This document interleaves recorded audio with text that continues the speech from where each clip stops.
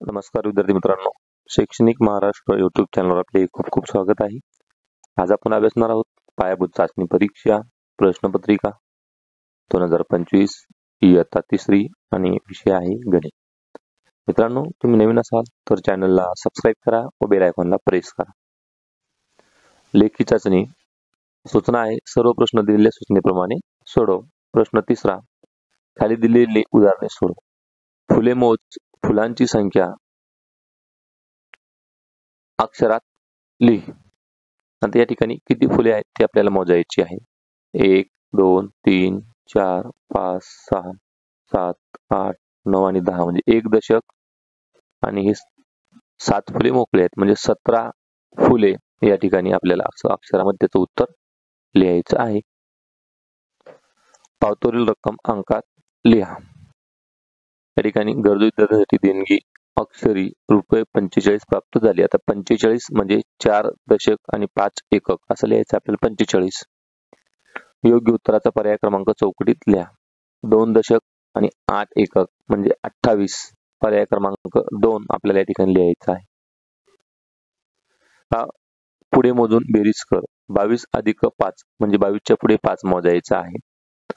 23 24 25 26 27 म्हणजे अशा पद्धतीने 1 2 3 4 आणि 5 म्हणजे उत्तर येते 27. बघा, मागे मोजून वजाबाकी कर. 30 पासून 8 घरी पाठीमागे जायचं आहे. बघा, 1 2 3 4 5 6 7 आणि 8 म्हणजे उत्तर येते 22. दिलेली उदाहरणे सोडव. चौकटीत लहान मोठा आणि बरोबर यापैकी योग्य चिन्ह लिह. त्या ठिकाणी 24 आणि 42 तर 24 लहान आहे 42 पेक्षा, आपण पेक्षा लहानचं चिन्ह या ठिकाणी घेऊया. 7 व 5 हे अंक वापरून तयार होणाऱ्या कोणत्या दोन संख्या लिह. 7 व 5 यापासून 75 आणि 57 या दोन संख्या तयार होतात. बेरीज कर. 45 अधिक 35 या ठिकाणी दशक आणि एकक लिहायचे आपल्याला. बघा, या ठिकाणी 5 4 दशक आणि 5 एकक आणि दुसऱ्याच्या 3 दशक आणि 5 एकक. आता 5 आणि 5 10 आला, 0 हातचा आला 1 या ठिकाणी 0 लिहूया आणि 4 आणि 3 7 आणि हातचा 1 8. वजाबाकी कर. 7 दशक 4 एकक वजा 5 दशक आणि 9 एकक. 4 वजा 0 4 वजा 9 जात नाही कारण 4 लहान आहे म्हणून या ठिकाणी सुटा केला. येथे 7तून 1 सुटा केला, येथे 14 झाले. 14 वजा 9 उत्तर आले 5 आणि या ठिकाणी 6 वजा 5 उत्तर आले 1 म्हणजे 15 उत्तर आहे. दिलेल्या संख्या चढत्या क्रमाने लिह. चढता क्रम म्हणजे सर्वात लहान अगोदर, त्यापेक्षा मोठी आणि त्यापेक्षा सर्वात मोठी. बघा, सर्वात लहान या ठिकाणी 9 आहे. 9च्या नंतर 24, 24 नंतर 40 आणि 56. उतरता क्रम म्हणजे सर्वात मोठी संख्या अगोदर, त्यानंतर लहान संख्या 40, त्यानंतर लहान संख्या 24 आणि सर्वात लहान 9 अशा पद्धती. बघा, सारांकडे 52 पोस्टाची तिकिटे आणि मनीषाकडे 33 पोस्टाची तिकिटे आहेत. तर दोघांकडे मिळून एकूण किती तिकिटे झाली? म्हणजे 52 अधिक 33 यांची बेरीज करू. त्यांची बेरीज झाली 85 म्हणजे दोघांकडे मिळून 85 तिकिटे आहेत. मित्रांनो, व्हिडिओ आवडल्यास लाईक करा, नवीन असाल तर सबस्क्राईब करा व बेल आयकॉनला प्रेस करा. बघा, समीराने 45 लाडू बनवले व अमिताने 19 लाडू बनवले. तर समीराने अमितपेक्षा किती जास्त लाडू बनवले?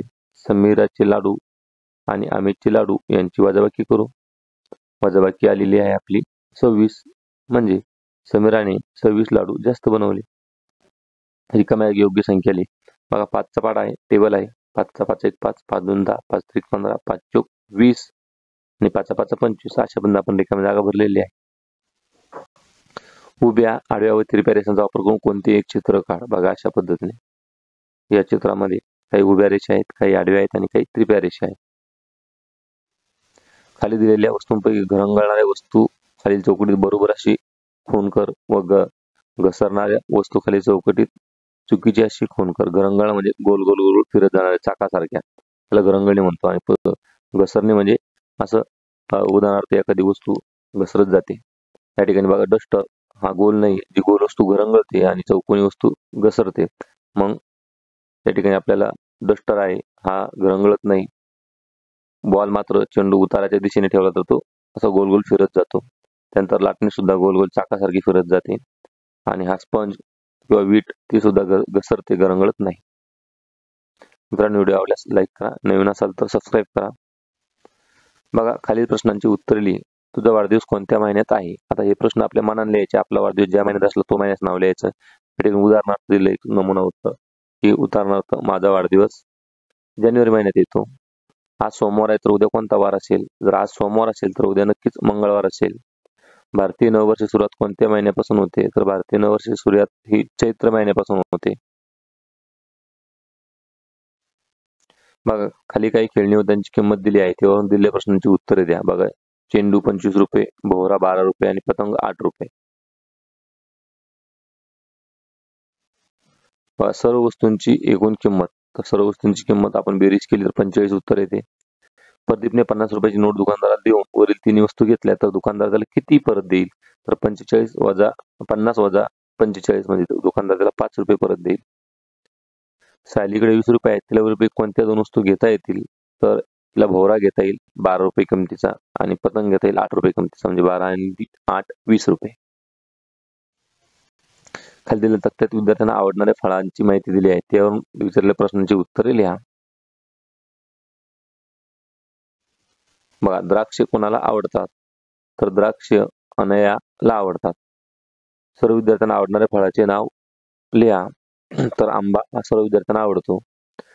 केळी आवडणाऱ्या विद्यार्थ्यांची संख्या पपई आवडणाऱ्या विद्यार्थ्यांपेक्षा कितीने जास्त आहे? तर उत्तर आहे 1 ने जास्त आहे. मित्रांनो, व्हिडिओ आवडल्यास लाईक करा, नवीन असाल तर सबस्क्राईब करा व आपल्या मित्रांमध्ये व्हिडिओ शेअर करा.